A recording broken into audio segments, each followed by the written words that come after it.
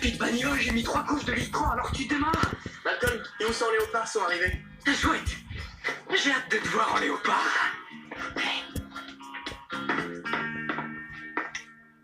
C'est quoi ce cirque? Malcolm, je te présente Mike, des conducteurs anonymes. Tu es en sécurité avec des gens qui t'aiment beaucoup. Assieds-toi. Où voulez-vous en venir? Stevie et Reese ont quelque chose à te dire. Je crois qu'il faut que tu l'entendes. Tu as abandonné tous tes amis. T'as même pas encore remarqué mes nouvelles chaussures. J'ai été très occupé ces derniers temps. Ta saleté de bagnole te ruine la tête. Et elle ruine même nos activités illégales. J'ai essayé de choisir un cheval tout seul, mais comme je suis bête, j'ai parié sur un qui avait une cote de 600 contre 1. J'ai gagné 11 500 $ que je ne peux pas toucher parce qu'il faut les déclarer aux impôts. Il y a que 11 500 $ qui roupillent et m'empêchent de dormir par la faute de cette bagnole. Fais attention à ce que tu vas dire. Cette voiture est superbe. Cette voiture est géniale. C'est la meilleure chose qui me soit arrivée. Vraiment? D'où tu sors ce coquin? Ça, c'était ma faute. J'avais qu'à faire plus attention. Malcolm, nous sommes là pour t'aider. Mais pour commencer, tu dois admettre que tu as un problème. C'est ce que j'ai fait, je suis au conducteur anonyme. Nous sommes des milliers, Malcolm, et nous savons tout ce que tu ressens.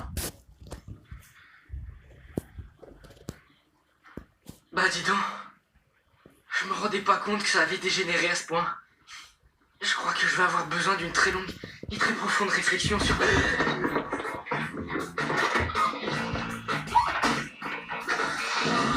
Oui. Ah, c'est bon.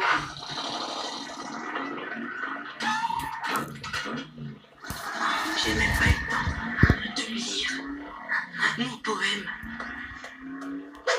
Et quand Martha était à la piste, Tina a vérifié l'étiquette du fameux manteau. Il valait vite salle de rire. Ça fera trop chaud? C'est parfait. Exactement comme ton massage du cuir chevelu. Tant mieux. Donc, tout ce que t'as à faire, c'est de l'encaisser pour moi. Tu me donnes les 11 000 $ et tu gardes les 500. D'accord. Merci, vieux. Il est très important de pouvoir faire confiance à un adulte. Cette voiture est un supplice. Hier soir, elle m'a littéralement collé au siège. Son couvre-calandre s'est envolé sur la rocade. Je me suis pris un super pied. Et aujourd'hui, elle refuse de démarrer. C'est comme si hier n'avait jamais existé. J'en ai assez de cette torture. Je t'en prie, démarre. S'il te plaît, pense à nous. Je t'en supplie, ne me laisse pas comme ça. Oh, merci, tu me sauves la vie. Je savais que tu reviendrais, on était l'un pour l'autre. Ça crève les yeux.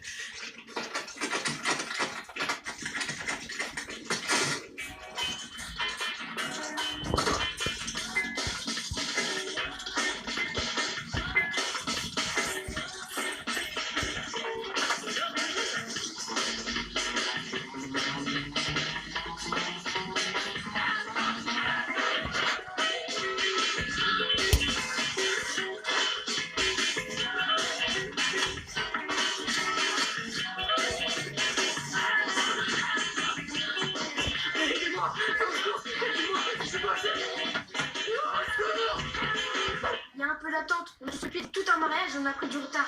D'accord. Ah, le volcan humain, c'est l'un de mes préférés. Ouais, c'est vachement mieux depuis qu'il lit dans les pensées. Tout à fait d'accord. Quand il n'avait que sa poigne de feu, c'était pas la joie. T'es allergique aux noisettes? Non. Je vois.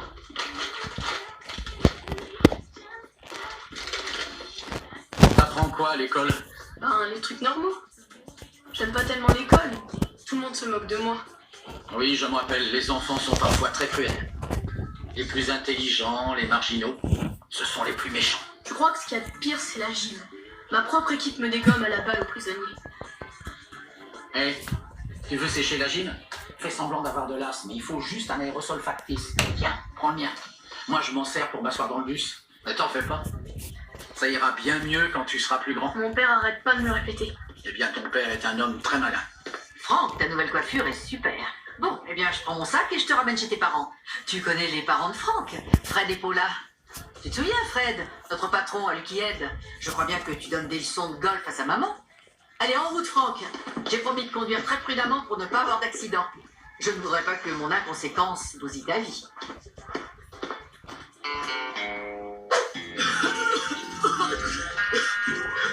vous en direz pas. Stevie avait raison sur sa voiture. Louise aussi. Il avait raison pour la voiture et les courses de chevaux. Ça facilite les choses. Je refuse de vivre dans un monde où c'est risque a raison.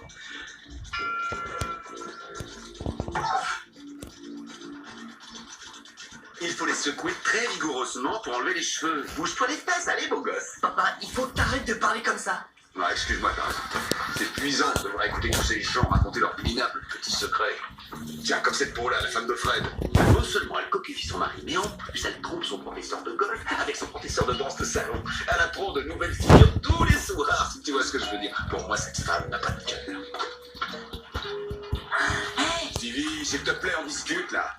Et le mari de Wendy, il a engagé une nouvelle assistante. 19 ans, et elle cette même pas faire le chine. Elle vient au bureau habillée comme pour un cours d'aérobic. Allô? J'ai une salle de fitness sur la 3 et réclame leur maillot.